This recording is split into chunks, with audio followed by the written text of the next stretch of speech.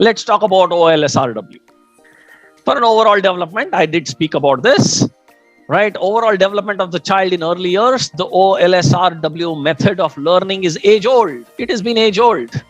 This is not new. This is not what we have invented. The only thing is we have incorporated in such a way that it is not only interesting to learn, but it is also integrated, interrelated, and interconnected. Because unless and until I don't observe, listen, speak, read, and write, I will not be able to learn everything. Children learn by first observing what they see, hear, touch, and feel. Yes.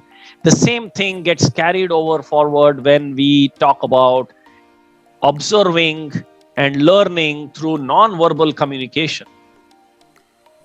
We all learn a lot, even without anybody telling me anything. We are intelligent enough. That is the non-verbal communication which we all know a lot about. But that is something innate. We are all inborn. We are born with it.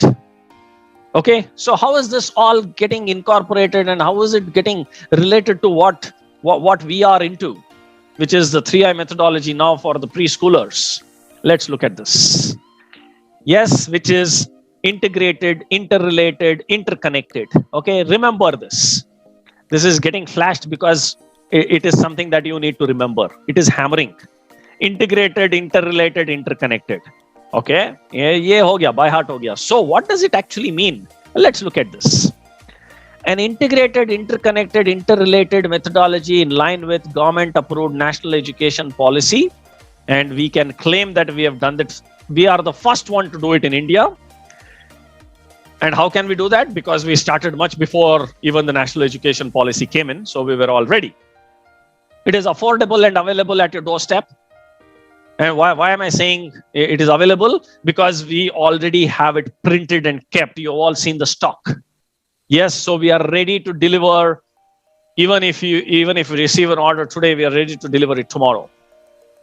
Right? Okay. Logistics and all that taking into account, it may take a little more time, but we are ready. It's the most effective way for learning. That is how we need to look at the 3I methodology. Let me talk a little bit more.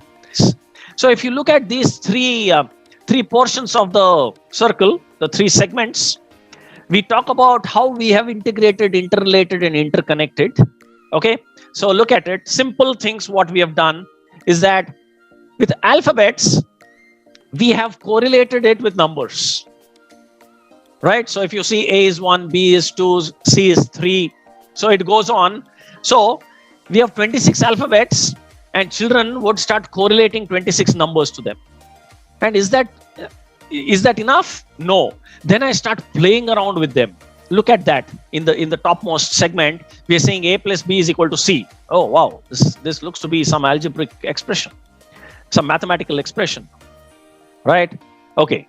So, which is basically getting them to think. And the correlation between numbers and alphabets start at this age, which is numeracy and literacy both going hand in hand. Foundational numeracy and foundational literacy. Okay. Now we are seeing some lines there. What is that? It is basically to build some motor skills and fine motor skills at an appropriate age, because LSRW, or rather OLSRW, doesn't just stop at looking and seeing, just observing, or not just at listening and speaking. You also need to read and write. So there is a lot to write. This is how it all gets integrated. Now look at the left side, left segment, wherein we are talking about how we have done the interconnectedness. We have brought about the cultural aspect of India through the names of the state to begin with. In the theme books, we have a lot of other stuff that we have covered in terms of the religious places, the festivals, the monuments, the famous personalities, and a whole lot of stuff. We have around 20-22 theme books. We'll talk about it later. But look at this. M is for Maharashtra. So each of the word, for example, will have some or the other state associated with it. Many of us think by providing all of this, by telling them about India and the states and all of it, it becomes too heavy for them, which is not the case. If I were to look at the 85% of the brain development, the more I feed, the more will get stored, the more will be available for analysis, the more information will be there for me to process. So that is where we have made this small little changes for bringing about fun in learning, learning through activity, learning through play, learning through interactions, and all of it. Okay, now look at something below. It is showing 5 fingers plus 5 fingers is equal to 10. Now, it is correlating, it is connecting the physical understanding of your body to numerous. This is how we do the interconnections. And how is it interrelated? Okay, again, numbers to alphabets, alphabets to numbers. Pattern recognition in both mathematics and in English. For you and me, it is English when I say ABCD. For 1, 2, 3, 4, it is mathematics. But for them, it hardly matters. What is mathematics and what is language? What is English? No, it is all same for them.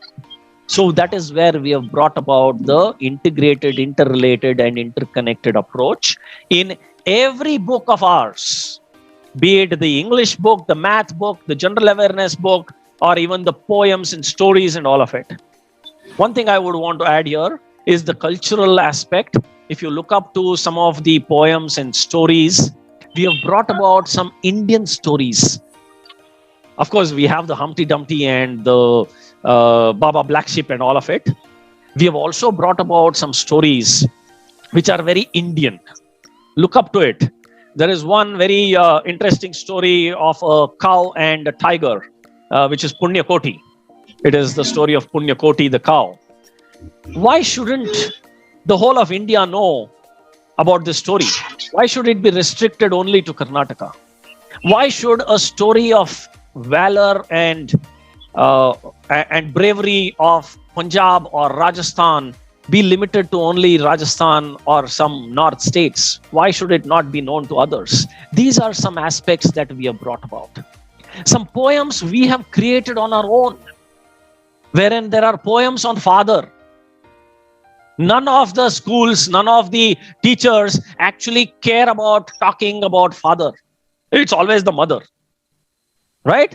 But as a family, for the child to respect, to know, and to value the family system, it is the father and the mother, they have to go hand in hand. So there is a poem on mother and there is a poem on father also.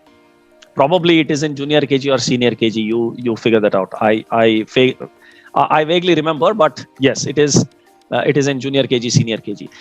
We created something of this kind.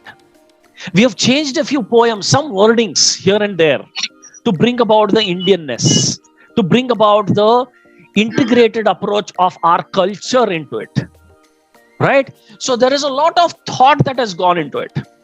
What we had observed is that schools do this in their own way.